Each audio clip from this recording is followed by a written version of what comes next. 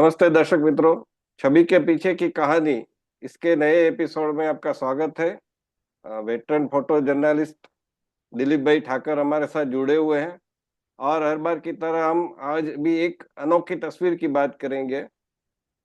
ये तस्वीर है एक ऐसे इंस्पेक्टर की जो गांधी जी भक्त है, महात्मा गांधी जी के भक्त है और वो सदा जाते हैं महात्मा गांधी जी के आश्रम में। तो कैसे ये स्टोरी और फोटो दिलीप भाई को मिला, आइए हम दिलीप भाई से जानते हैं। दिलीप भाई, आपका स्वागत है, नमस्ते। नमस्ते। नमस्ते। ये बात है 2017 की। अच्छा। वो क्या है, मैं जो मेरा वैसा मानना है कि आप ऐसे आश्रम है, म्यूजियम है, हर जगह पे आपका सोर्स बनाने चाहिए और टाइम मिले तब उसकी विजिट लेना चाहिए। क्योंकि जब भी मैं मुझे मेरा ऐसा एक्सपीरियंस है कि जब भी मैं गया हूँ वहां पे तो कुछ नया मिला है। कई बार मैं गांधी आश्रम गया, मैं साबरमती। और ये जो बात है, ये है कोचरब आश्रम पालड़ी में जो है, वो उसकी बात है ये। तो मैं जाता हूँ तो वहां पे जो होते लोग, जो काम वर्कर है, उनके साथ मैं दोस्ती बनाता हूँ और उसके अपना सोर्स बनाता हूँ। तो उससे क्या फायदा होता है कि जब जाते हैं तो उसको मिलते हैं तो उनको अच्छा लगता है, बात करते हैं। तो ऐसा हुआ कि 17 में मैं जब कोचरब आश्रम गया तो वहां पे जो एक वॉचमैन था, उससे मैं बात करता था। तो मैंने बोला क्या नया है कुछ? तो उसने बोला कि एक साहब है ना, यहाँ पे रोज आते हैं और अपना पूजा पाठ करके चले जाते हैं। मैंने बोला अच्छा। बोले गाड़ी में आते हैं और वर्दी पहने हुए होते हैं। मैं ठीक है। मैंने उसका नंबर नाम, तो बोले सोलंकी साहब है।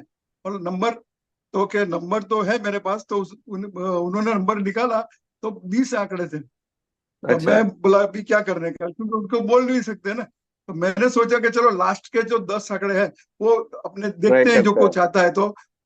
और एप्स में डाल के वो ट्राई किया तो सोलंकी आया। तो मैं समझ गया कि ये नंबर सही है। मैंने उनसे बात की तो उन्होंने, उनका बात ऐसा था, जब बाद में मुझे पता चला कि वो नहीं चाहते थे कि ऐसे पब्लिसिटी हो।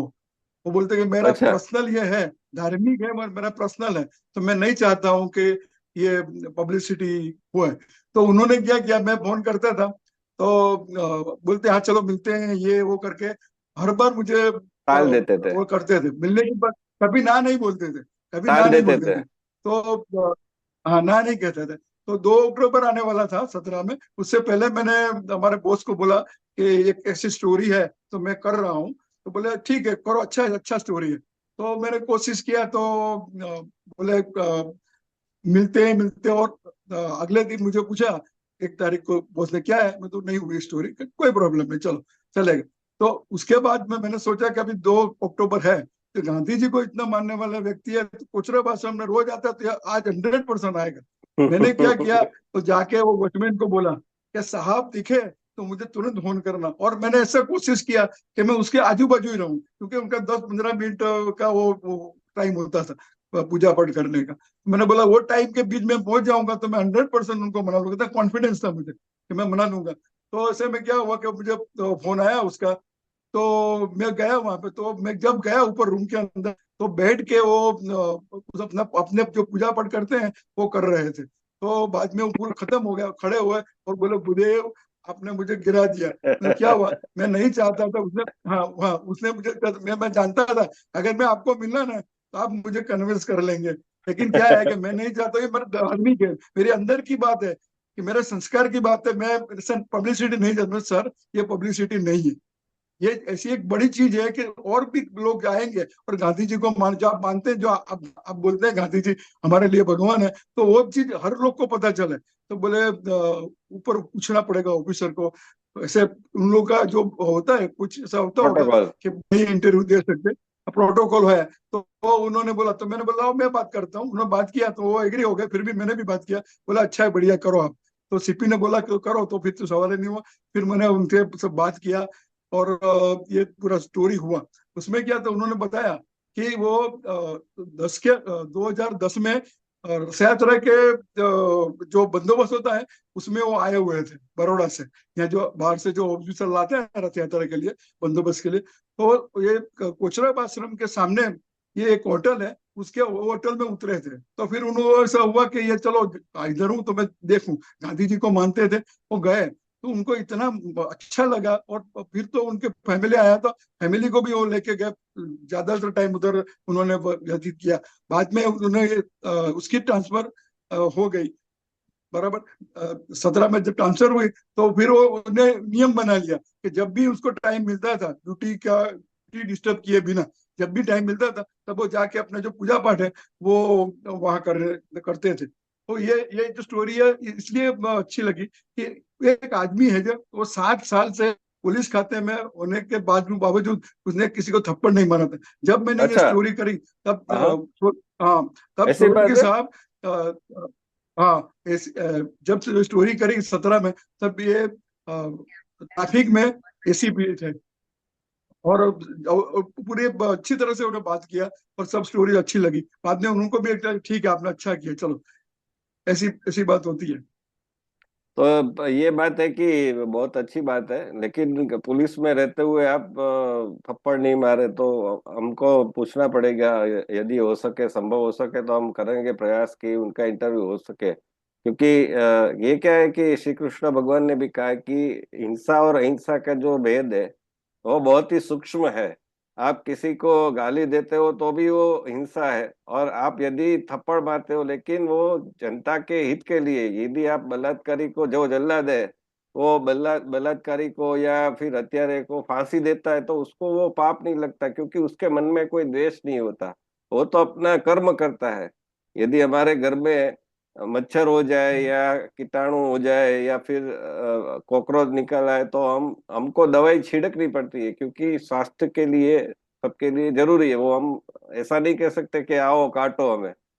तो ये हम पूछेंगे कि ये क्यों थप्पड़ नहीं मारते, तो उनका कोई लॉजिक होगा उनके पास, तो हम पूछेंगे। लेकिन जो स्टोरी है और वो बहुत महत्वपूर्ण है कि दिलीप भाई ने कैसे ये स्टोरी निकाली, वो कैसे पहुंच गए विद इन फ्यू आवर्स, कि थोड़े ही समय में उन्होंने बता के रखा था कि आप बताइए तो मैं आ जाता हूँ। तो ऐसे और ये अनोखी स्टोरी है, क्योंकि हमको क्या है कि कई प्रकार के भक्त मिल जाते हैं जो मंदिर में जाते हैं या फिर कोई पॉलिटिशियन के पास जाते हैं, लेकिन गांधी जी के भक्त, आज तो हम जानते हैं कि गांधी जी के नाम, वो गांधी जी के बारे में गुजराती में वो भी है कि गांधी सत्ता की सीढ़ी बन गए, ऐसी एक कविता भी है। तो गांधी जी का ऐसे तो बहुत सारे लोग नाम लेते और दिखावा करते, खादी के कपड़े पहनते थे और फिर भ्रष्टाचार करते थे, लेकिन जो अंदर से आपको आदर भाव आता है, आप एक भक्त की भांति वही बड़ी उसके बात है। आश्रम में जाते हैं, पूजा करते हैं और उसका पब्लिसिटी नहीं करते। यदि ऐसा होता हाँ, तो पब्लिसिटी करते, उनको कोई गोल होता कि समाज सेवा करनी है, और या तो फिर प्रमोशन में, क्योंकि एक इकोसिस्टम तो है ही गांधी जी वाली, तो ऐसा भी नहीं है। तो उनके जो विचार है, और गांधी जी के विचार तो अच्छे थे ही, उसमें कोई दोहरा ही नहीं है। हाँ।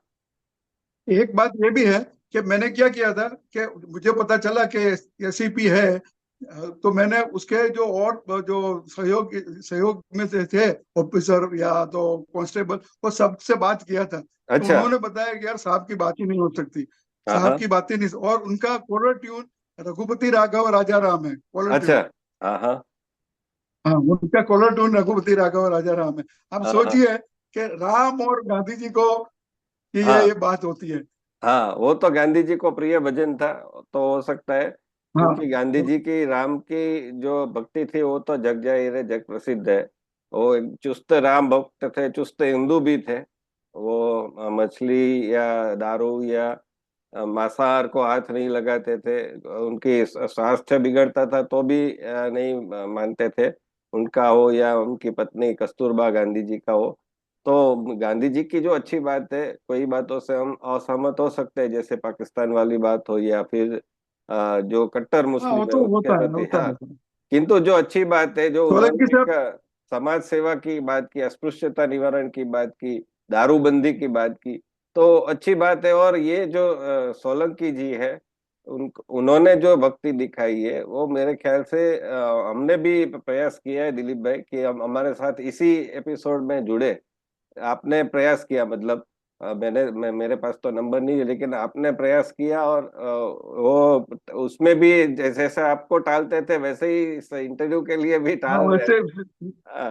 हो रहे हैं। देखिए, तो कोशिश करेंगे कभी भी उनको लाइव लाएंगे हम हाँ। उनके साथ। और उनका ऐसा कहना था कि हमारे कुटुंब में गांधी जी को बहुत सम्मान देते हैं, हम गांधी जी को भगवान मानते हैं, हमारा पूरा जो खानदान है वो तो ब्राह्मण और गांधी जी दोनों को पृथ्वी के देव मानते हैं। अच्छा। वो बड़ी बात है कि वो बोलते हैं। और जब भी मुझे मिलते थे तो चढ़त पच करने होता, पूरा ड्रेस यूनिफॉर्म पहना होता था, फिर भी उनको कोई झिझक नहीं थी कि मैं ओहो। सबके सामने ये यूनिफॉर्म पहन के मैं पैर छू रहा हूँ। ओहो। क्योंकि वो मानते हैं कि पृथ्वी के जो देव है ब्राह्मण और गांधी जी है। बहुत ही अनोखी पर्सनालिटी है, लेकिन आपने जो जिस तरह से ये स्टोरी एक जैसे वो होता है मर्जीवा बोलते हैं गुजराती में, वो समुद्र में डुबकी मारता है, गोता लगाता ढूंढ है निकाल और लो। मोती निकाल लेते हैं। ऐसे आपने एक ऐसे मोती को ढूंढ निकाला और उसकी स्टोरी समाज के सामने प्रस्तुत की।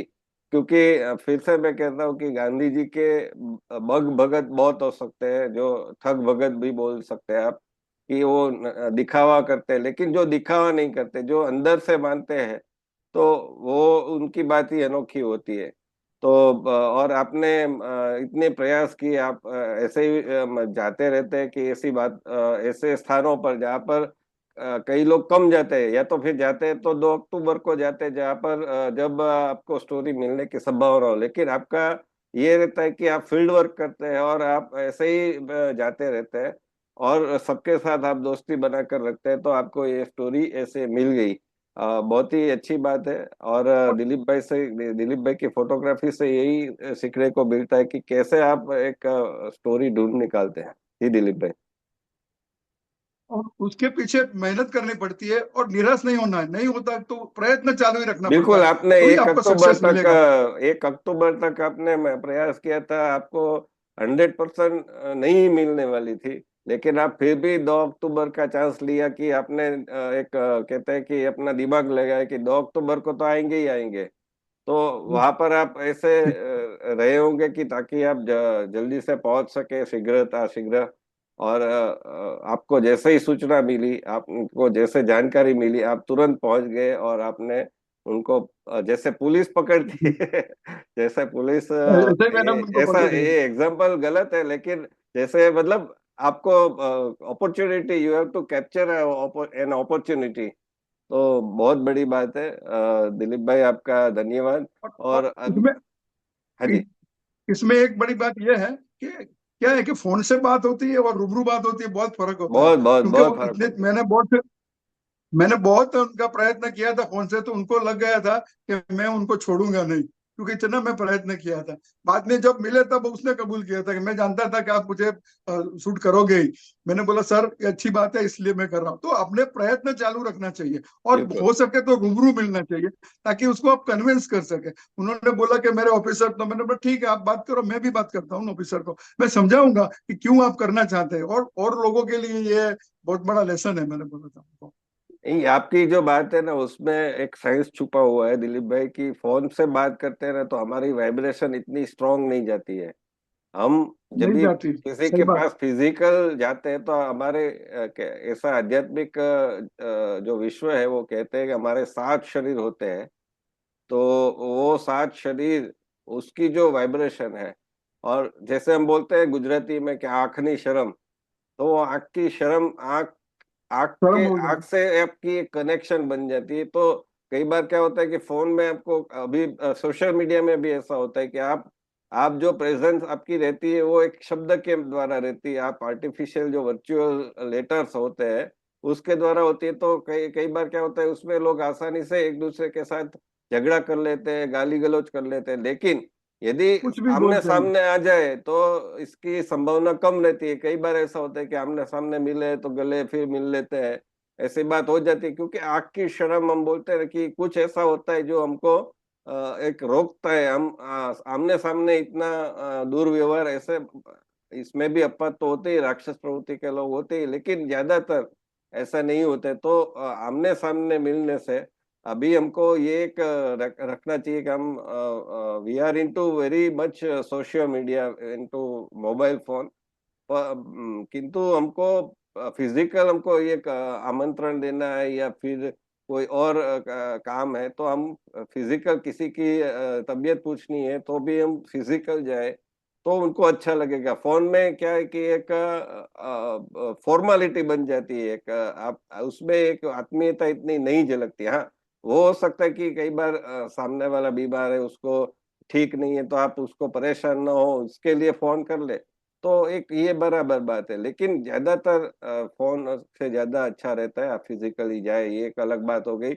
लेकिन जो दिलीप भाई ने वो हम्म, करके बताया कि वो जो पुलिस अधिकारी थे उनको प्रत्यक्ष मिले तो वो ना नहीं बोल सके, फोन के ऊपर तो वो टाल रहे थे। तो ये एक होता है, और दिलीप भाई की भी अच्छी वाइब्रेशन रही है तो और है, तो उनके कारण ये हो सकता है कि सामने वाला कोई ना नहीं बोल सकता। उनकी जो बात करने की स्टाइल रही होगी, चाहे वो माधुरी दीक्षित हो चाहे देवानंद।